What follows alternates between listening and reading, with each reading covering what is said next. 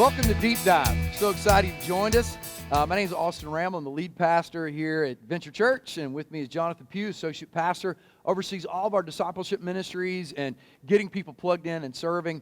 And Jonathan is our resident theologian, and so what we try to do in this deep dive is go deeper into both the practical applications of the sermon that we just preached and the theological implications and understandings in that sermon. So we just finished a sermon yesterday, so this is airing on Monday. On Sunday, we aired a sermon that finished out I almost said 1 Corinthians, 1 John chapter 3, and we were in verses 19 through 24 talking about what Christianity is and isn't, specifically Christianity as it relates to feeling and truth and how that comes together. So, Jonathan, why don't you read the scripture and then get us rolling on the conversation? All right.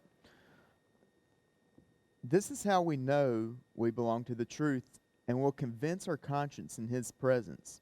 Even if our conscience condemns us, that God is greater than our conscience and He knows all things. Dear friends, if our conscience doesn't condemn us, we have confidence before God and can receive whatever we ask from Him because we keep His commands and do what is pleasing in His sight.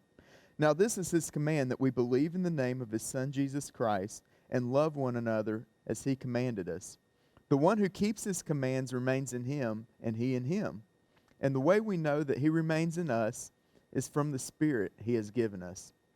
So this is kind of you talked about theology. This is one of those topics, and every topic should be this way, but it's where the theological truth becomes really, really practical, and the two come together. And all theology should be practical. I hate that people have this notion that theology isn't practical. Yeah. But like this goes back to the period of time I started thinking about as the Great Awakening. So it began in the 1730s and continued in different parts of America until really the 1760s.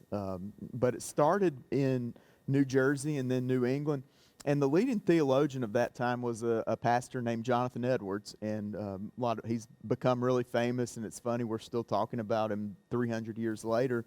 But he wrote a book years after the Great Awakening started, and it was called A Religious Affection. So Jonathan Edwards was a theologian, but he was a pastor first and foremost. And the thing that he was always concerned about was helping people to discern their feelings. So he called them affections. We call them feelings. I think you can use those two words interchangeably. But he was actually a big proponent. So he was this heady theological guy, probably the best theologian we've ever had, but he was a really big proponent of feelings, of awakening, of excitement that was going on in worship, even though if you ever heard him preach, he was known not to necessarily be an exciting person. He was he experienced excitement in his own life. He wrote about it. And so he was a proponent of feelings, but yet he always was careful to put those feelings in the context and put them underneath truth. And so in Religious Affections, the bulk of the book is actually, he gives 12 what he calls uncertain signs that feelings are truly indicative that someone is saved and belongs to Christ. Mm-hmm. And then he gives 12 certain signs that your feelings are indicative and that you belong to Christ. Mm-hmm. So I want to just maybe let Jonathan Edwards in some ways answer the two questions that I wanted to ask. And those questions are this: how are feelings about God useful? Okay. And how are feelings about God not useful? So I'm going to start with the 12 answers, and I'm going to let you comment as I go through how Jonathan Edwards answered how feelings are not useful, because he calls these the 12 uncertain signs. Now, what I want to say up off the bat is them being uncertain doesn't mean that they're bad necessarily, but what you have in an awakening environment. So think about, like, for our listeners, we're not talking about Twitter woke, right? Yeah, right. We're talking about like spiritual awakening. So I don't know. I mean, people talk about, in the old days they used to have revival meetings, and it became kind of a thing that people just put on the calendar. But the idea was, man, people are going to get really excited about hearing preaching and singing, and the idea was, if you create excitement, maybe people will get saved. Now, the difference between the way we talk about revival now and the way it happened was, in a genuine awakening, they never really planned it. It just kind of happened. Yeah. So they're looking at all the effects, and they're actually looking backwards on awakenings and writing about awakenings as they happen, not saying you can do all these things and awakening's going to come. And that was true with the Great Awakening. So here's some uncertain signs that may be useful or may not be bad, but they're not necessarily indicative of the fact that someone belongs to Christ. The first one is that your affections or your feelings are raised to a higher level. So just because somebody has a higher level of feeling, and that's not saying they're not legitimate feelings, but just because you have feelings doesn't mean that they're grounded in a relationship with Christ. Right. We're gonna talk about that next week as we get into chapter 4, verses 1 through 6, about knowing the difference between the Spirit. Yeah. That there's the Holy Spirit, but there are various spirits, the demonic realm, the satanic realm, our own spirit. And how do we know the difference? So yeah, you can have an emotional experience that you might attach to Christianity that's actually has nothing to do with it. Very good. Second, feelings begin to affect the body. So you might have people that have some sort of sickness over conviction of sin, or they feel just, one day you talk to them and they're way down, and then the next day they've just got bounds of energy, and he's saying just because it affects your body doesn't mean it's necessarily from God. Right. You can relate that to a lot of different realms, but I think about like some of the healing services and things that you have today. Does God heal people? He does. Absolutely. People. Like we're praying for people as we talk. Yeah. To be healed and who need a miraculous healing from God. Yeah. But whether or not those things happen does not indicate a person's standing or relationship with God. And there's a whole lot of theology behind that. Yep. And bad theology that's circulating for sure. Yeah. People talking a lot about religion. So one of the marks of an awakening is people just start talking about, well, this thing happened at church, this thing happened in worship, God moved in this way. Let me give you my thoughts on God for the day. Just because people talk about God doesn't mean they belong to God. Yeah.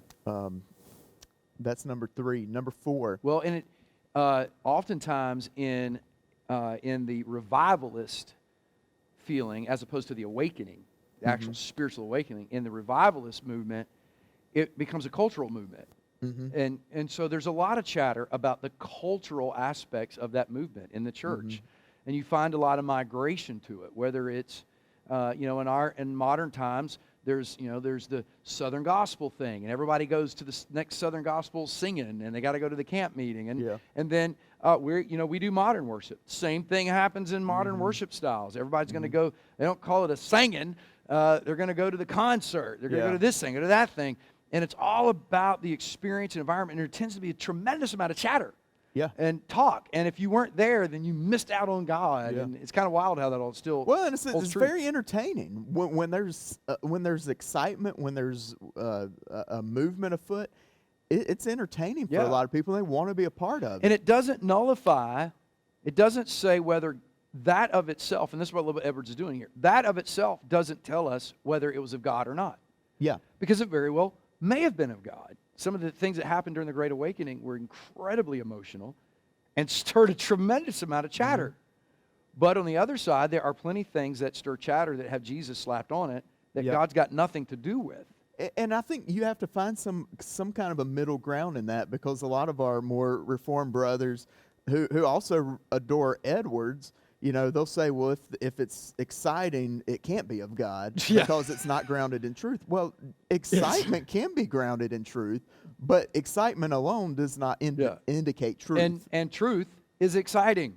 And I had a high school coach he had this principle. He said, enthusiasm, and we'd have to respond, is contagious. And he would he'd get us all riled up yelling, enthusiasm is contagious. But it is. And truth is convicting. It's encouraging. Truth inspires emotion, especially when we're talking about the truth of who God is. It's it's the ultimate part of our life that the truth of God is addressing. That obviously is going to stir. That doesn't always stir emotion, but it's going to at some point in our life, whether that's brokenness and tears, whether that's excitement about heaven, whether it's confidence, as we saw in the text. I think that's where in the dialogue, especially among us in our Reformed tent, and the guys that kind of push back on feelings, it seems to be, I talk about it as a reactionary theology. It's happened so much in church where, well, if these people believe that, then I need to be opposite of it. You know, it's kind of like politicians. If the Republicans believe that, the Democrats are going to be over here. And if the Republicans move, then so are the Democrats, and vice versa. If Democrats are over there, these Republicans got to be over here. And if they move, we have to move. You know, it's kind of entertaining. That's true, man. And you're going to love the certain signs because you hit about 4 of them. Already, I'm jumping ahead. Sorry. No, that's fine because you're right on. You're right on track without having, with where Edwards was 300 some years ago. Number 4, they're made by a person's own strength. So we can generate our own excitement, and it doesn't have to be of God. Yeah. They quote the Bible. Now that's been indicative all through 1 John, where you've got Gnostics quoting the Bible, taking it out of context. Some of the meanest people on the planet know the Bible forwards and backwards. Yeah. We have to remember that. And fundamentally, false prophets quote the Bible. Yeah. I mean, you need to understand, just because you're watching some guy online or TV or whatever it might be, and he's quoting the Bible, that doesn't make what he's saying true. The Bible can be manipulated like anything else can to say and defend and twist it around. And I've watched some of the most, some of these guys that I've seen on television, they're really in the wrong career, Like, they ought to be lawyers on how they could take something and completely just take this point, this point, this point, this point, this point, this point, put it together and create something completely different. So quoting the Bible does not necessarily make it Christian. Yeah. They appear to be loving. I've got a story on this. There's a church / some people will call it a cult on the West Coast that they really suck young people into it, and they immerse. And now I think there's a lot of lesson to be learned for other churches because they really do a good job of creating community when somebody goes into this church that has some really, really wacky theology. One of the things that they do, though, is they have this thing called a love bomb, where they just build the person up, tell them how great they are, but it's not necessarily related to truth. Right. It's not speaking truth about that person. It's just because they making don't even them know feel who he is really yet. good about themselves. But, man, they get sucked right into it. Yeah. Like they say, oh, these people love me in a way that nobody else has loved me. Yeah. Sometimes that becomes an apparition. But they appear loving. And again, there's the closeness. If you don't love others the way Christ loves them, you don't know God. But just because you love somebody doesn't make it of God. So they're not one and the same. Yep. Edwards talks about how there were affections that were religious in nature and affections that were gracious in nature. So and we talk about this all the time. Are your affections because you came to a religious service, because you heard some awesome music, because you connected with God through liturgy, or are they rooted in the genuine grace that God's given us? That's a fundamental question. Yeah. Is it religious or is it gracious? We want to be known as people who are gracious, grace-driven people. There's an interesting dynamic that happens in the church. We say, okay, we don't want people to have a religious experience, and I've been guilty of this in my life. We don't want people to have a religious experience. We want them to have a genuine, glad submission to the Lord, engagement with God. And so we push back on some of the things that could be interpreted as religious, whether that's, people are just singing those songs because it's popular tunes and music, whatever that might be. Or they're just taking communion because it's a thing to do, or they're just getting baptized. And that happens a lot. That happens a whole lot. But we should not. I love what he's doing here. We shouldn't label something as Christian because it appears to be a Christ experience. Nor should we throw something out because someone else made it a religious experience. Yes. Yeah. Very good interpretation. I love that. You should be an Edwards scholar. You've just listened to a lot of John Piper, I think. Yeah. Number 8, there's a comfort following an awakening and conviction. Mm-hmm. So what happens sometimes is you talk to somebody, they're doing really bad, they're really under conviction of sin, and then 2 weeks later, everything's all better. Mm-hmm. Now, especially as pastors, we can interpret that as, well, man, they must have gotten right with God. Yeah. Now, what you and I think about someone getting right with God doesn't matter, but what's more dangerous is when the person under conviction says, oh, well, the conviction's gone away, so I must be right with God. I must be right with God because I'm not convicted anymore. I mean, you've probably seen that. Oh, gosh, yeah. Time and time again. Yeah. We need to be careful of it. Just because we don't feel conviction doesn't mean that we shouldn't feel conviction. Yeah, the supreme ruler of what is right and wrong is not our convictions, it's God's word. And Yeah. of course that gets a whole debate over, people wanting to make the Old Testament law to be what is the ultimate standard, and but we know the new covenant establishes very clear markers of what is of flesh and what is of spirit, so that there's no doubt. If you read the New Testament, there should be no doubt to the obvious nature of what is right and wrong. So even if I'm not convicted, for instance, about gossiping, doesn't matter if I feel convicted. The New Testament is pretty clear that that is a total flesh-driven demonic activity. Well, and it goes back to you spend a lot of time on self-examination and why that's such an important part of genuine Christian faith. I would say it's an essential part of Christianity, is the ability to examine yourself. And so what we need to know is our examination cannot consist of, do I feel bad about God? Do I feel good about God? Our examination has to be rooted in, well, these are the things that God's telling me to do. Am I doing it? And there needs to be some objectivity to it. Can I step back? Can I ask other people? In fact, that's the best way to do it. Can I ask other people, am I obeying God? And find people who are truthful and honest with you about that. The modern context, we call it accountability. Accountability, absolutely. That's commercial for small groups. There we go. Number 9, they're zealous in their external worship.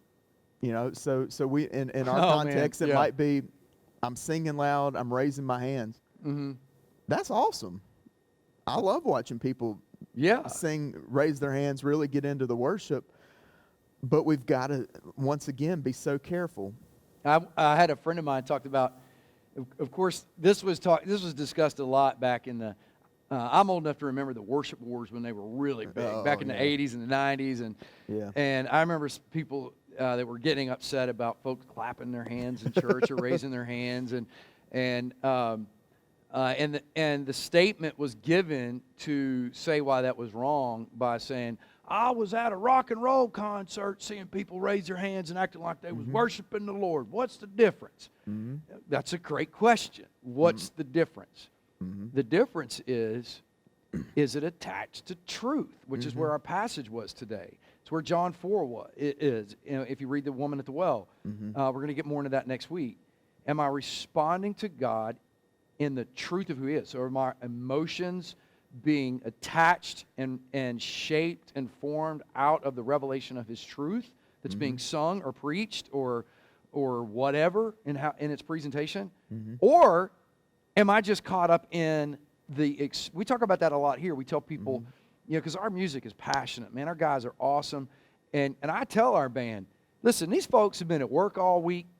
They done got their kids up, come here to worship service. And right now they're at home with the kids screaming in the background. We don't need to be giving them boring music and telling them if they really love Jesus, they'll get through to the truth, Right.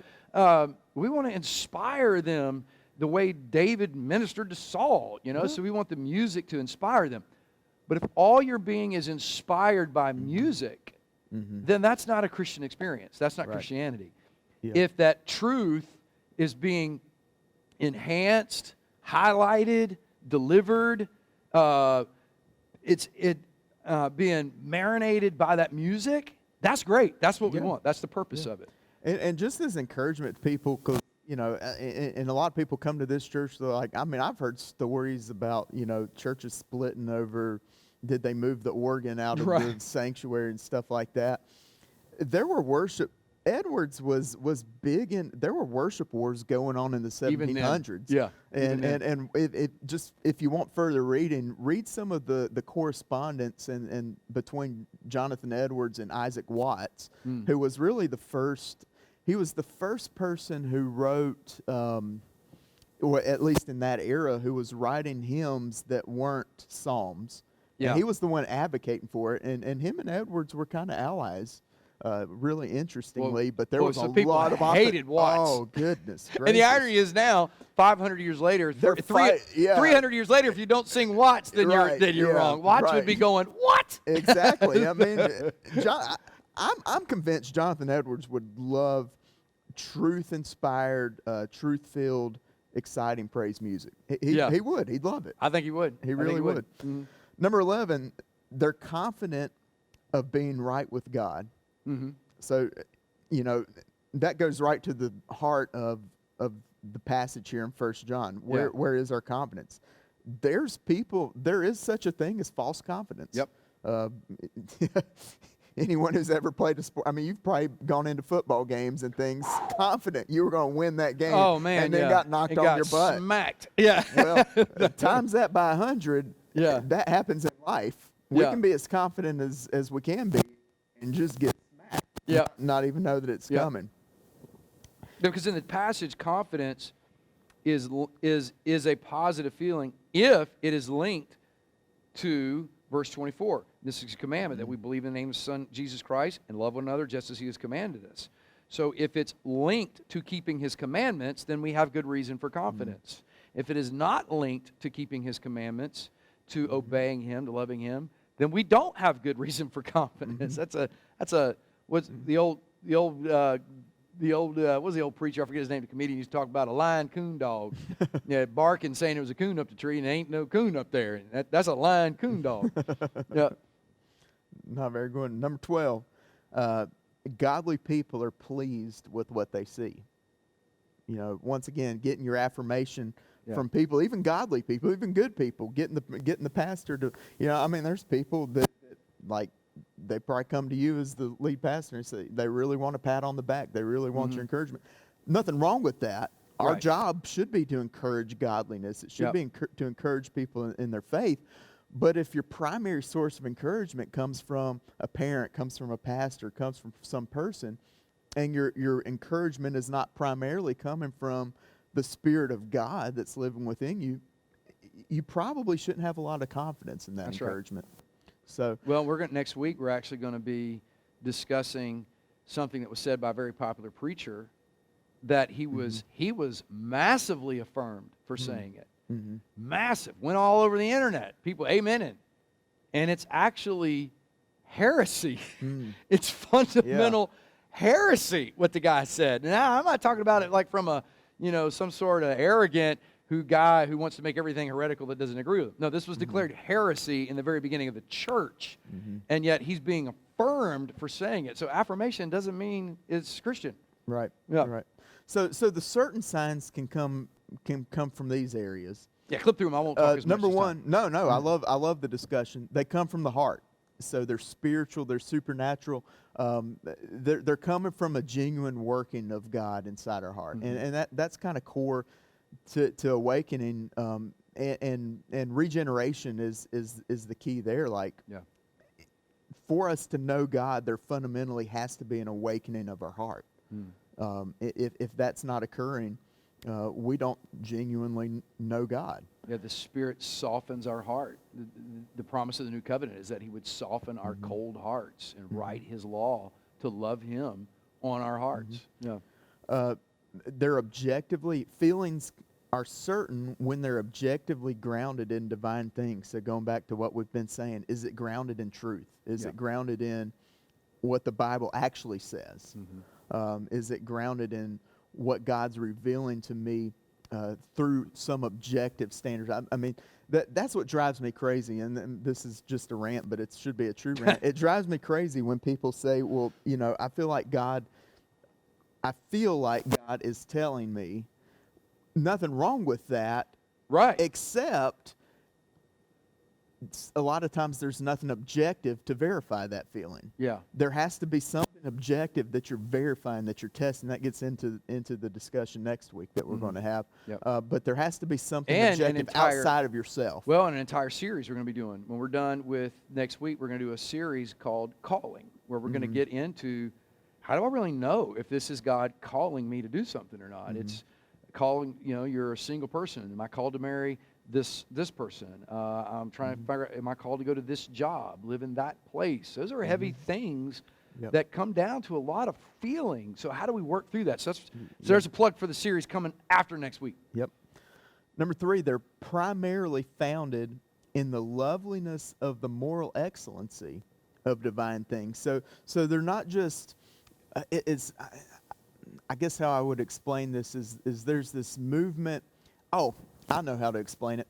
You ever seen, there's a game out there where they will take a lyric from a worship song and they will say, is this about their boyfriend or Jesus? Boyfriend or Jesus? Yeah. And so what Edwards is saying is, yes, we ought to be motivated by the loveliness. And he wrote a lot about the beauty of God and how that's reflected in the creation. It's reflected in science. He was a man of the Enlightenment. But at the end of the day, on what basis are we saying that God's beautiful? Yeah. On what basis are we saying he's lovely? Are we saying it because of aesthetic beauty or beautiful things that I can see? Or are we saying it that he's beautiful and lovely on a deeper level than that, mainly his moral excellency, his holiness might be another way of saying that. Number 4, those feelings arise from a mind enlightened to understand divine things. So Edwards says there's 2 things that you do with the soul, and they're both equally valid and they're both equally good. You understand, so you intellectually understand things, and then you have an inclination and a will towards things. So he's saying your will ought to flow, your feelings ought to flow in some regard from your understanding. Yep. The 2 are linked. They can't be broken apart. So when my feelings match up with what I know, and part of awakening is I hear people tell me all the time, I don't understand the Bible. It's hard for me to read it.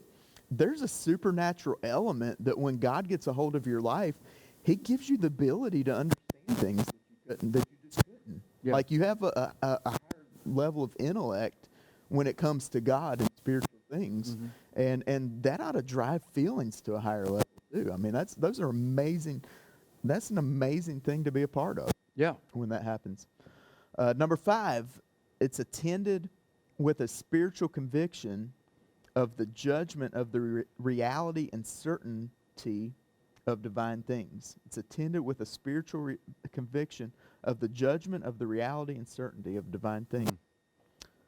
Number 6, it's attended with evangelical humility. And what he means by that is, as opposed to false humility, it's a humility that's rooted in the gospel. It's a humility that I didn't earn this. I don't deserve this. Who am I? An old Isaac Watts song. Yeah, there's a book that's actually a totally secular book. I can never get this author's name right. I'd totally botch it, but he's written, I think he's written about 12, 13 leadership books now, but he has one called The Ideal Team Player. And one of the characteristics of an ideal, he lists 3, but one of them is humility. And he spends a lot of time, it was really interesting, you listen to this guy, I don't know if he's a believer or not, I have no idea. But it's interesting as he talks about humility, he gets into false humility, something that's a show that's really all about the person. Yeah. And then there's something called genuine humility. And he talks about as a leader trying to find a person who's genuinely humble. That's the ideal team player. Yeah. That's the guy you want to hire. And a genuinely humble person can have confidence. That's what's really cool. I mean, but the confidence is rooted in I have found in my life most substantive. Genuinely humble people are extremely confident. It's kind of funny how those 2 things go together. Those who are genuinely humble from a gospel standpoint, that God is sovereign and King and Lord, and I am utterly not at all. Yeah. And that all glory goes to him. That is the ultimate place of humility. That also is the ultimate place of confidence. I belong to him. He holds me in his hand. I'm a child of God, only by his grace. And there's a lot of us around. But I'm a child of God. Like, that's massive confidence. You know what I mean? Anyway, keep going. We got to roll through these.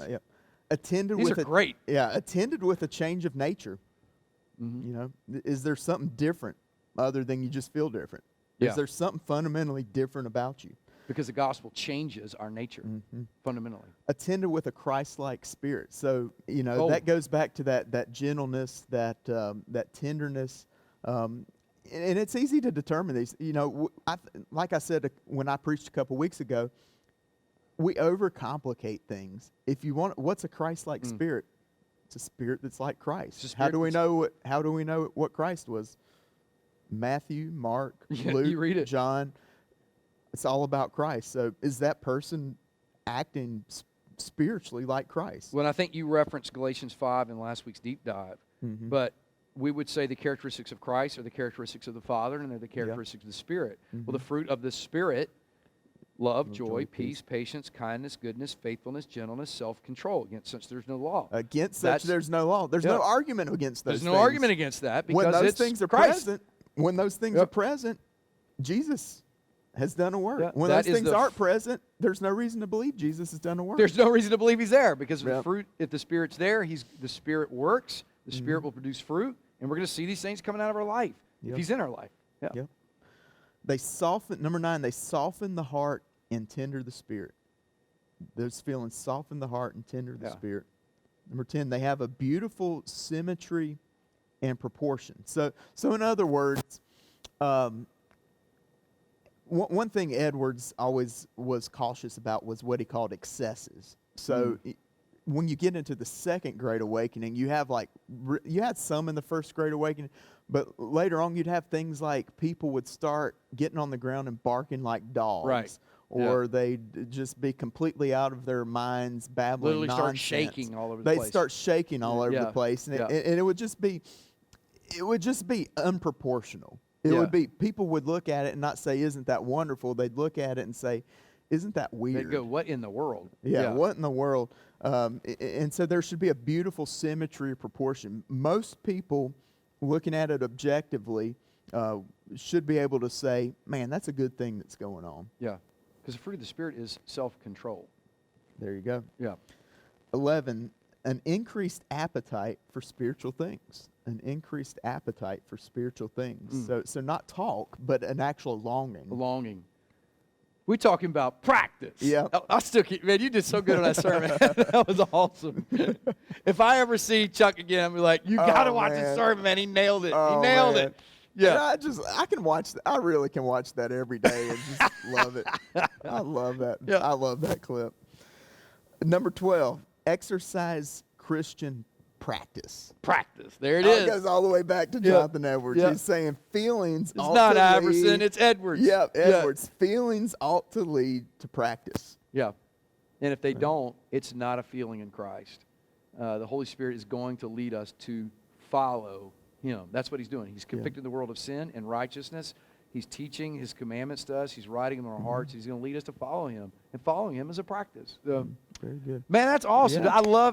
I love history, but you're actually committed to learning it at a much deeper level than I am. So, man, I love when you bring these guys. Hey, listen, if you want to know more about what it means to have a relationship with Jesus Christ, go to our website, click Next Steps, share it with us, or you can share it with us in this feed in Facebook or message us. However you get it to us, we'd love to be able to respond to you right now with our 6 foot of COVID-19 distance. Yep. And but listen, thank you for joining us as we study God's Word and talk through doctrine and application. Please let us know how we can be praying for you and to support you in your walk with Christ. So until next time, we look forward to worshiping with you, and we're looking forward to the day when we finally get to be back in here in the auditorium as a body. And I believe that's going to happen not too many weeks from now. So look forward to seeing you.